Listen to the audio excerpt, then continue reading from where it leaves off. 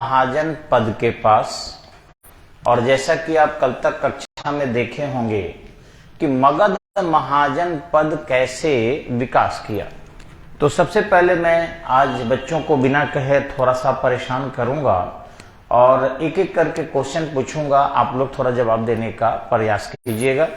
मैं तस्वीर इसलिए नहीं दिखाऊंगा, ऐसे एक बार दिखा दीजिए कि देखिए कितने हमारी बहन बेटियां आ गई है सुबह सुबह।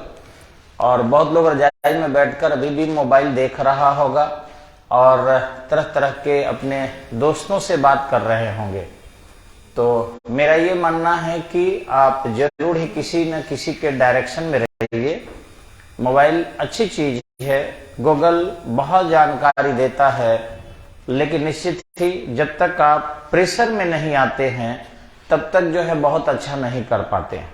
अभी प्रेशर है बच्चों पर और इसलिए देखिए बच्चे सुबह से पढ़ रहे हैं, आ गए हैं, सबका पढ़ना पलटा हुआ है। सवाल अब शुरू हो रहे हैं हमारे। मैं इसलिए पर व्यक्ति सभी को चेहरा नहीं दिखाऊंगा बार बार, क्योंकि उनको थोड़ी सी परेशानी होगी और कैमरे पर सोशल मीडिया में है, प्रतिष्ठा जाने का थोड़ा सा डर रहता है। लेकिन आवाज से आप लोग अंदाजा लगा लेंगे कि विद्यार्थी पढ़कर आए हैं कि नहीं। तो चलिए, बहुत सारे हमारे सवाल है जो मैंने वादा किया था कल कि कल पूछेंगे, और मैं अपने वादे का बहुत ही पक्का हूं। जीवित रहूंगा तो निश्चित ही वादे पर रहता हूं, क्योंकि बड़ा वादा ही नहीं करता हूं, जो करता हूं खरा रहता हूं ईश्वर की कृपा से। तो चलिए, सवाल शुरू हो रहे हैं, थोड़ा लाउडली जवाब दीजिएगा आप लोग। पहला सवाल है हमारा कि कुल भारत में कितने महाजन पद थे? 16। बिल्कुल सही है। अच्छा, ये बताएंगे अंगुत्तर निकाय में 16 महाजन पद की चर्चा है। अंगुत्तर निकाय किस धर्म की पुस्तक है? बौद्ध धर्म। बहुत बढ़िया। आगे बताएंगे आपकी भगवती सूत्र में भी 16 महाजन पद है। भगवती सूत्र किस धर्म की पुस्तक है? जैन धर्म की पुस्तक है। अच्छा, ये बताएंगे कि 16 महाजन पदों में सबसे दक्षिणी महाजन पद कौन था?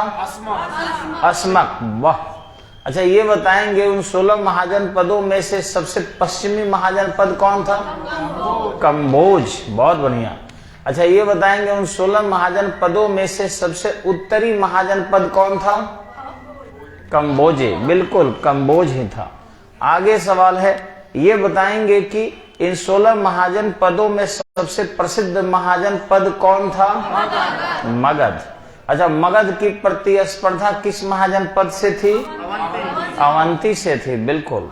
अच्छा, मगध के मजबूती का कारण क्या था? हाँ, हस्ती सेना और लौह अयस्क या लोहास्त्र। हाँ, सुनिए, आप अपने सिर पर जरूर डाल लीजिए कवर, क्योंकि आप लोग बीमार पड़ते हैं और गार्जियन को बहुत परेशान करते हैं, ये दवा वो दवा। और यहाँ दिखाना नहीं है, मैं बार बार कहता हूँ, गर्मी का दिन आएगा, जितना बाल मन करे खोल के दिखाइएगा, लेकिन अभी जाड़े के दिन में और भी स्टडी पॉइंट में दिखाना संभव नहीं है। इसलिए प्लीज, बुरा लगे तो लगे, लेकिन आप लोग सब लोग अपने सिर को या कान को कम से कम कवर जरूर कीजिए। ठंडा बहुत है, हम देख रहे हैं ना। अभी टेम्परेचर कितना है जी हम लोगों का? 9 डिग्री है। बताइए, 9 डिग्री सेल्सियस में आप लोग अगर सिर खुला करके हैं, वो भी कम ऊर्जा की चीज खाने वाले क्षेत्र के लोग, तो तबीयत तो खराब ही। 8 डिग्री है ना? 7 है। 7 है कि 8 है? दिखाइए ना कैमरा वाले, कितना है वहां टेम्परेचर? कितना है? 7। और ह्यूमिडिटी कितनी है?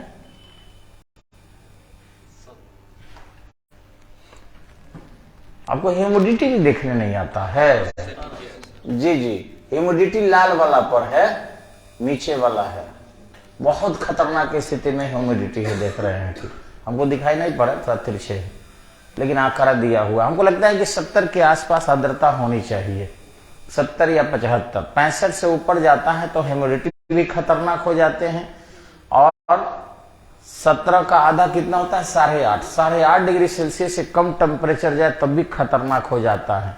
स्ट्रोक होने का, ब्रेन स्ट्रोक होने का खतरा बढ़ जाता है। इसलिए 8.5 से 17 के बीच में वायुमंडलीय ताप हो, फिर भी हम कवरेज करके रहें तो ठीक रहते हैं। खैर चलिए, अभी सवाल शुरू हो रहा है, डिसऑर्डर न करें प्लीज, हमारे सवाल का जवाब देते रहें। ये बताएंगे मगध महाजन पद में बृहद्रथ वंश की नींव किसने डाला था? बृहद्रथ ने। बृहद्रथ वंश का प्रसिद्ध शासक कौन था? जी जी, जरासंध। बहुत बढ़िया रटे हैं आप लोग। अच्छा, ये बताएंगे जरासंध ने सबसे ज्यादा युद्ध किससे लड़ा था? कृष्ण से लड़ा था। अच्छा ये बताएंगे जरासंध का अंत कृष्ण ने किससे करवाया था? भीम से करवाया था। वाह। अच्छा ये बताएंगे कि बृहद्रथ वंश का अंतिम शासक कौन था? रिपुंजय। मैं लिखवाया हूं, आप लोग बस ध्यान नहीं देते हैं, लापरवाह है। रिपुंजय कौन अंतिम था? रिपुंजय। लेकिन सबे लापरवाह हो जाएंगे, तो बड़ा आश्चर्य हो रहा है भैया। आगे बताएंगे कि बृहद्रथ वंश के बाद किस वंश की नींव पड़ी थी? हर्यक वंश की। ऐसे हर्यक वंश को नाग वंश भी कहीं कहीं पुस्तकों में, इस पुस्तक में नहीं, उसी प्राचीन कालीन धार्मिक ग्रंथों में भी मिलता है कि ये नागवंश के ही लोग थे। लेकिन बिंबिसार के पिता का नाम था हर्यक, इसलिए हर्यक वंशी आप लोग मारिएगा। जब हर्यक ऑप्शन में न रहे तब जाके नागवंश के बारे में सोचना है। जी जी। अच्छा ये बताएंगे हर्यक वंश की स्थापना किसने किया? बिंबिसार ने। बिंबिसार किन किन महाजन पदों में विवाह किया? तीनों का नाम बताइए। हाँ, कौशल नरेश प्रसेनजीत की बहन थी महाकौशला। तब जी पंजाब के भद्रकुल की क्षेमा और वजी संघ की कौन? चेलना। तो बताइएगा तब ना, आप लोग बताते हैं नहीं। चलिए आगे सवाल है, ये बताएंगे कि बिंबिसार एक राज नर्तकी से भी विवाह किया था, क्या नाम था उसका? आम्रपाली। बताइए, कैमरा मैं नहीं जवाब दे रहे हैं एकदम से। आम्रपाली। आप लोग हार रहे हैं, प्रतिष्ठा के लिए बता रहे हैं तो आम्रपाली। अच्छा ये बताएंगे आम्रपाली से उसको एक संतान उत्पन्न हुआ था, जीवक। बिल्कुल सही। जीवक किस क्षेत्र में ज्यादा चर्चित रहा? किस? चिकित्सा के क्षेत्र में। तो सोए हुए क्यों रह रहे हैं भैया? तनी बोलिए, मफलर हटाइए मुंह के पास से, कान पर मफलर रखिए कि मुंह बंद करके रखिएगा। जी जी। आगे सवाल है, ये बताएंगे कि बिंबिसार किस महाजन पद को अपने में मिला लिया? अंग को। देखिए कहाँ है अंग आपका? ये है, एकदम करीब है, इसी को मिला लिया था। बिंबिसार किसको जीतने का लगातार प्रयास करते रहा? अवंती को। अच्छा ये बताएंगे अवंती का शासक कौन था? हाँ, इसका शासक था चंद्रप्रद्योत। कल तो लिखे थे हम जी, चंद्रप्रद्योत। ठीक है जी जी, ये लिखे थे हम, ऐसा नहीं कि नहीं लिखे थे। हाँ, चंद्रप्रद्योत था। ये बताएंगे कि चंद्रप्रद्योत को कौन सी बीमारी हो चुकी थी? कैंसर, पीलिया, जॉन्डिस हो चुका था। उस जॉन्डिस का उपचार किसने किया? जीवक ने किया। अब बताइए जीवक कहाँ का था? यहाँ का। और दोनों में दुश्मनी थी, और इसके बावजूद भी इलाज करने कहाँ गया था? अवंती गया था। चंद्रप्रद्योत का इसका इलाज करने के लिए गया था। आयुर्वेद का बहुत बड़ा महारथी था जीवक। अच्छा ये बताएंगे जीवक चिकित्सा का नॉलेज किस विश्वविद्यालय से लिया था? तक्षशिला। बहुत बढ़िया, बहुत अच्छी तैयारी है आपकी। तक्षशिला से लिया था। अच्छा ये बताएंगे कि जीवक ने चंद्रप्रद्योत का ट्रीटमेंट किया, लेकिन चंद्रप्रद्योत के अनुयायियों ने मगध के किस राजा का अंत कर दिया? उदयन का। बिल्कुल सही। अच्छा ये बताएंगे कि बिंबिसार को जब काशी नरेश प्रसेनजीत की बहन से विवाह किया था तो उसे दहेज के रूप में एक छोटा सा उप प्रांत मिला था, क्या नाम था? काशी। अच्छा काशी से प्रति वर्ष राजस्व के रूप में बिंबिसार को कितना आय होता था? 1 करोड़ चांदी का मुद्रा, 1 करोड़ रजत मुद्रा, चांदी का मुद्रा। बिल्कुल सही है। अच्छा ये बताएंगे कि बिंबिसार को जेल में कैद कौन कर लिया? अजातशत्रु। अजातशत्रु कौन था? पुत्र था। पुत्र ही पिता को क्या कर लिया? कैद कर लिया। कुछ तो तेज हैं आप लोग, तो मानना पड़ेगा, कहीं कहीं फंसते हैं लेकिन बहुत जगह तेज हैं आप लोग। अच्छा ये बताएंगे कि जब अपने पिता को ही जेल में कैद कर लिया तो उसका विरोध करने कौन आ गया? प्रसेनजीत जी। उसका जो साला था प्रसेनजीत, वही आ गया कि मेरे जीजा श्री को बंदी क्यों बना के रखे हो। अच्छा ये बताएंगे दोनों सेना जब आमने सामने खड़ी हुई तो अजातशत्रु ने कौन सी चतुराई किया? जी जी, कहा कि अगर आगे सेना बढ़ोगे तो तुम्हारे जीजा श्री का छप। और इस तरीके से गर्दन को थाली में सौंप दिया था। पुनः जब प्रसेनजीत आक्रमण करने के लिए आगे बढ़ा तो क्या किया? हाँ, अपने माँ को भी, यानी कि प्रसेनजीत की बहन महाकोशला को भी सामने ला दिया कि आगे बढ़ोगे तो इसको भी क्या कर देंगे, छप कर देंगे। यानी ब्लैकमेलिंग कब से शुरू है? बहुत पहले से। किडनैपिंग भी और ब्लैकमेलिंग भी। किडनैपिंग का तो खैर पूछिए मत, विश्व में हम लोग नंबर 1 है, क्योंकि हमारे ही क्षेत्र के रावण किडनैप करके सीता को लेकर चला गया था। तो किडनैपिंग तो खैर पूछिए ही मत यहाँ का। अब फिर भी पता नहीं कैसे कुछ लोग कहता है कि मैं ही रावण हूं, या दूसरा कहता है कि रावण मेरे पूर्वज है। रावण फिर भी अच्छा था, किडनैपर रावण था, उसको अच्छा कहते हो। ठीक है, प्रकृति याद कर रही हो उपाय करने की, ध्यान रखना। सारी जनता बहरी थोड़े है। रावण के महिमा मंडित करने का सीधा सा सेंस उभर कर आता है कि आप राम के अपमान करना चाहते हो, सीता का अपमान करना चाहते हो। जिस राम सीता के नाम पर तुम्हारी रोजी चल रही है, अब उसी राम सीता के बदले में तुम रावण का गुणगान करते हो। तो चाहे जे भी जाति हो, जे भी धर्म हो, मैं ये नहीं कहूंगा, लेकिन आने वाली जान लेना, याद रखना कि किसी ने किया खदेर खदेर कर देश की जनता मारेगी और तुम्हें जगह नहीं मिलेगा। जैसे बौद्ध भिक्षुओं का उपाय इसी देश की जनता ने किया था कि लोगों को अपना दाढ़ी मूंछ छिलाकर और कपड़ा बदल के पहाड़ में भागना पड़ा, तिब्बत में जाना पड़ा, भूटान में जाना पड़ा।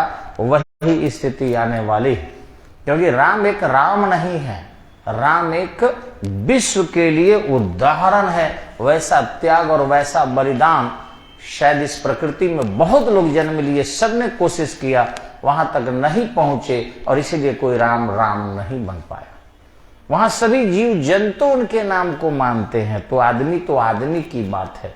जो बड़े होते हैं उनकी जातियां नहीं होती, उनका क्षेत्र नहीं होता, और जो दुष्ट होते हैं उनकी भी जातियां नहीं होती, दुष्टता उनकी जाति है। रावण को लोग ब्राह्मण कहते हैं तो बड़ा आश्चर्य होता है हमको, और ब्राह्मण नहीं है दुनिया में, एक से एक है। सप्तऋषि में से सभी मैक्सिमम ब्राह्मण ही थे, एक से एक वशिष्ठ थे, विश्वामित्र थे, विश्वामित्र के क्षत्रिय थे, गुरु द्रोण थे, महान ऋग्वेद के ऋचा गृहसमद थे, आपके वामदेव थे, अत्रि थे, भारद्वाज थे, कितने लोग हैं क्या कहा जाए। आज भी सभी ब्राह्मण श्रेष्ठ हैं, अगर देखा जाए तो सभी श्रेष्ठ हैं, उनका गुणगान करो। लेकिन रावण का मतलब सेंस दूसरा आ रहा है, और सेंस जनता समझती है, बेवकूफ नहीं बना सकते हो तुम। सेंस जनता समझती है, वो नुकसान बहुत बड़ा करेगी। हम सतर्क कर रहे हैं, हमारे अंदर से दुर्भावना नहीं है, सम्मान है, लेकिन सेंस जनता समझती है, जिसके क्षति के लिए आपको तैयार रहना होगा। कलम पुडुर चला देने का क्या दुष्परिणाम होता है ये समझा जा सकता है। जी, हम लोग भी तो तनी मनी नुकसान कर भी किए हैं। बहुत जगह हम चंदा पहले भेजा करते थे, एकदम से सुन लेंगे फलना जगह बाबा धाम अकाउंट से ट्रांसफर, हरिद्वार अकाउंट से ट्रांसफर। आज जब उन लोगों को देख लिए कि अरे तो रावण का महिमा मंडन करते हैं, बस चेक कर दिए जा, उसके बदले जमीन खरीद रहे हैं। पैसा तो हिले है, पैसा थोड़े कम हो गया है, लेकिन अब जमीन खरीद रहे हैं, फुलवारी खरीद रहे हैं, अब धार्मिक केंद्रों पर जाना कम कर दिए, वहीं भेज रहे हैं जहां पर कम से कम रावण का महिमा मंडन नहीं। तो सोचो, क्षति तो हुआ, नुकसान तो हुआ। समझ रहे हैं कि हमारा नुकसान क्या हो। तुम्हारे लिख देने से एक तुम्हारी मन की दुष्टता तृप्त जरूर हो गई, क्योंकि तूने राम का अपमान किया, लेकिन हाँ ये जरूर है कि तुम्हारी नुकसान हो गया। और पहले सबको कुत्ता सियार सबको पैर छू के हम लोग प्रणाम करते थे, अब कम से कम 10% को तो छोड़िए दिए हैं पैर छूना, देखकर भी मुंह फेर लेते हैं। तो समझिए कितना ज्यादा चेंजिंग आया। और कुछ दिन और ऐसे ही रावण का महिमा मंडन कर दो तो हमें लगता है कि लोग क्या करेगा, अब समझ ही लेना, रावण ने लंका बना ही है, जाना वहां रहना। जी जी, तो मैं बता रहा था आपको कि इस तरीके से जो आपके जीवक थे या अजातशत्रु थे, इन्होंने जो परंपरा को डेवलप किया था वो राज्य के लिए था। बिंबिसार बूढ़ा हो चुका था, और ध्यान रखेंगे बूढ़े व्यक्ति से शासन नहीं चल रही थी, वो चाह रहा था सत्ता जल्दी से आ। अच्छा ये बताएंगे, अजातशत्रु के 2 भाई भी थे, क्या नाम था? हल और बेहल, बिल्कुल सही है। अच्छा, हल बेहल कहां भाग के चले गए थे? नहीं, अवंती नहीं, वैशाली, वज्जी संघ में वैशाली भाग के चले गए थे। अच्छा ये बताएंगे कि कौन अजात